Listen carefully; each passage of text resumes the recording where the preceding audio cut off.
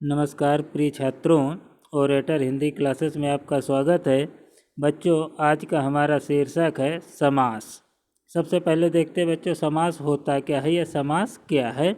समास का शाब्दिक अर्थ है बच्चों संक्षेप या संक्षिप्त, यानी कि दो या दो से अधिक शब्दों को मिलाकर के कोई एक शब्द बनाया जाए तो उसे संक्षिप्त या संक्षेप में कर दिया गया, इसी को समास कहते हैं। लेकिन बच्चों इसमें हम कोई भी दो शब्द या दो से अधिक शब्द नहीं ले सकते हैं। जो भी बच्चों हम इसमें दो या दो से अधिक शब्द लेंगे उन शब्दों के स्वयं के अपने निश्चित अर्थ होंगे। जो भी बच्चों दो या दो से अधिक शब्द होंगे उनके स्वयं के अपने निश्चित अर्थ होंगे, और जब दोनों आपस में मिल जाएंगे तो उनसे बनने वाला नया शब्द भी एक निश्चित अर्थ देगा। ठीक है बच्चों, तो देखिए मैंने परिभाषा में बताया भी है कि दो या दो से अधिक शब्दों से मिलकर बने एक नए सार्थक शब्द को समास कहते हैं। जैसे कि उदाहरण हम देख ले बच्चों, राजपुत्र यानी राजा का पुत्र। अब राजा स्वयं में अपना एक शब्द है और पुत्र भी एक सार्थक शब्द है, और दोनों मिलकर के बन गया राजपुत्र। ये भी एक स्वयं का सार्थक शब्द होगा। ठीक है बच्चों, इसके बाद देखते हैं हम समास के प्रकार। समास मुख्यतः बच्चों 6 प्रकार के होते हैं। बहुब्रीहि अव्ययीभाव समास, तत्पुरुष समास, कर्मधारय समास, बहुब्रीहि समास, द्वंद्व समास, द्विगु समास। ठीक है बच्चों, देखते हैं हम सबसे पहले अव्ययीभाव समास। परिभाषा बच्चों ध्यान दीजिएगा, परिभाषा में ही समास का सार छिपा है। तो अगर आती है अव्ययीभाव समास, तो जिस समास का पहला पद बच्चों प्रधान हो, पहला पद आपका प्रधान हो, वह अव्यय हो, वही अव्ययीभाव समास कहलाता है। ठीक है बच्चों, जैसे कि हम अगर उदाहरण के रूप में अगर देखें तो आजीवन, आ प्लस जीवन। ठीक है बच्चों, आ प्लस जीवन मतलब आजीवन का अर्थ क्या हुआ, जीवन भर। तो जीवन तो हमारा एक शब्द हो गया, लेकिन कब तक वो कार्य होगा, जीवन भर। तो यहाँ पर बच्चों जिन शब्दों के आगे आ, अनु, प्रति, हर, भर, जैसे कि मैंने ऊपर आपको कुछ शब्द दिए, ऐसे शब्दों को यदि जोड़ दिया जाता है बच्चों या इनका मेल करा दिया जाता है, वहाँ पर अव्ययीभाव समास होता है। देख उदाहरण बहुत सारे लिखे हो, जैसे आजीवन मैंने बता दिया, प्रतिदिन, प्रत्येक दिन, दिन के साथ प्रति जोड़ दिया गया बच्चों। ठीक है, इसके बाद जैसे अनु मैंने उदाहरण में दिया है आपका अनुसार। ठीक है बच्चों, इसी प्रकार से उपकार, यथा समय। तो जिन भी शब्दों के साथ आ, अनु, प्रति, हर, भर, यथा, उप आदि ये उपसर्ग यदि जोड़ दिए जाते हैं तो वहाँ पर बच्चों अव्ययीभाव समास होता है। ठीक है, देखते हैं अगला तत्पुरुष समास। देखिए बच्चों ये बहुत सिंपल सा है, जिस समास का उत्तर पद प्रधान और उन दोनों के बीच में कोई कारक चिन्ह लुप्त हो। सबसे पहले उत्तर पद, उत्तर पद का मतलब होता है बच्चों बाद वाला पद। जो दो शब्द होंगे, दो शब्द में जो बाद वाला शब्द होगा वो प्रधान होगा। प्रधान का मतलब मुख्य शब्द वही होगा, और उन दोनों शब्दों को जो मेल कराने वाला कारक होगा वो जब समास किया जाएगा बच्चों तो वो कारक विलुप्त हो जाएगा। ठीक है बच्चों, कैसे विलुप्त होगा, जैसे कि मैं उदाहरण द्वारा आपको बताता हूँ। आपका पहला उदाहरण बच्चों लिखा हुआ है राजाज्ञा।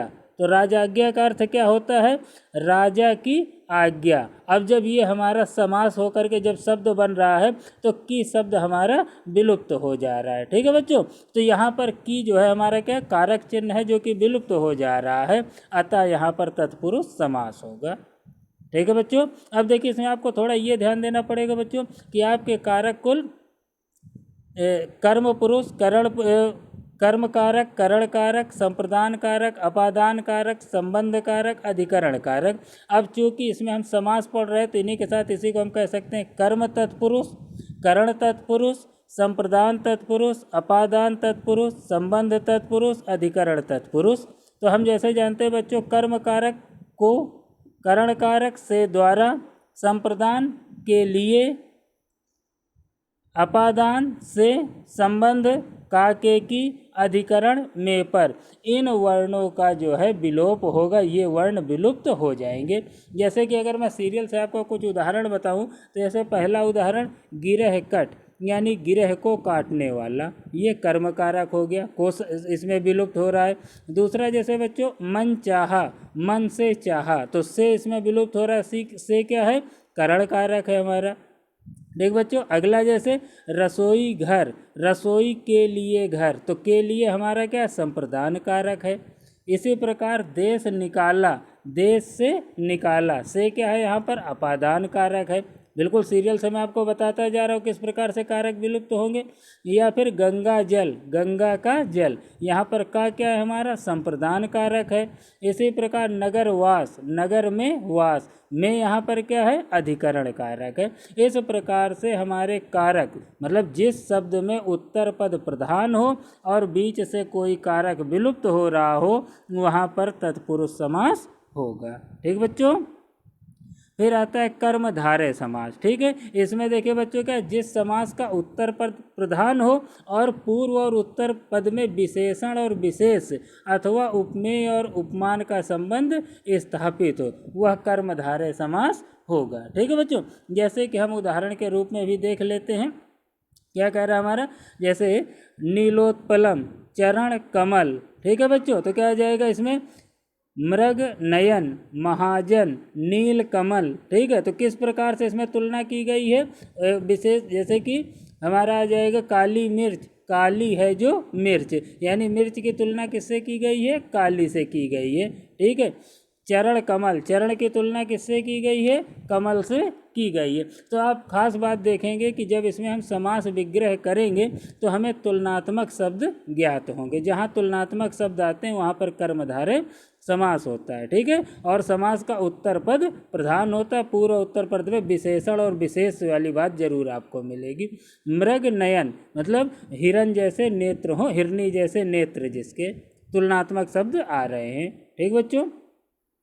फिर आता है द्वंद्व समास, जिस समास के दोनों पद प्रधान होते हैं, बहुत ध्यान दीजिए, जिसके दोनों पद प्रधान होते हैं वहाँ पर द्वंद्व समास होता है। ठीक है, और इनके बीच में योजक चिन्ह यानी धन चिन्ह का हम प्रयोग करते हैं या डैश लगा करके हम प्रयोग कर लेते हैं। ठीक है, तो डैश का प्रयोग हो जाएगा, योजक चिन्ह आ जाएगा। ठीक, और ये दोनों एक दूसरे से विपरीत होते हैं, ये इनकी एक खास बात होती है। ठीक, जैसे कि आप देखेंगे उदाहरण दिन रात, दिन और रात दोनों एक दूसरे से विपरीत हैं, डैश के साथ जुड़े हुए। माता पिता नर नारी घास फूस दोनों विपरीत भी होते हैं और डैश के साथ दोनों जुड़े होते हैं। बिल्कुल सिंपल सा होता है, वो द्वंद्व समास होता है। फिर आता है द्विगु समास, ये भी बिल्कुल सिंपल में आता है। क्यों, क्योंकि जिस समास का पहला पद संख्यावाचक हो, जब भी आप पढ़े और आपको आभास हो कि पहले में तो संख्या शब्द आ रहा है वहाँ पर द्विगु समास होगा। जैसे दिया चौराहा, यानी कि 4 प्लस राह, तो 4 एक संख्या हो गई कि नहीं हो गई, तो ये आपका द्विगु समास हो गया।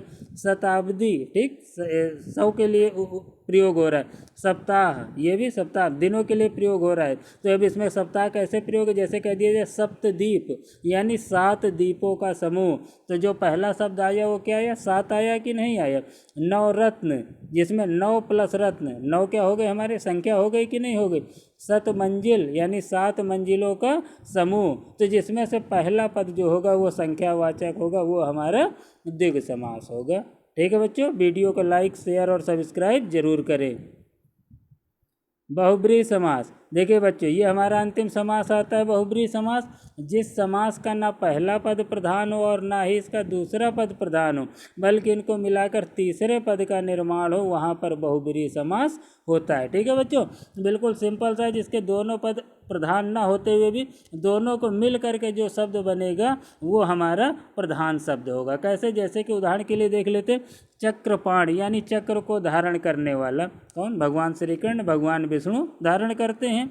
ठीक है, तो यानी कि चक्रपाणी, ना चक्र आपका पूर्ण माना जाएगा ना पाणी मुख्य शब्द माना जाएगा, पूर्ण तो हैं लेकिन इन दोनों के योग से जो बना वो हमारा मुख्य शब्द बनेगा।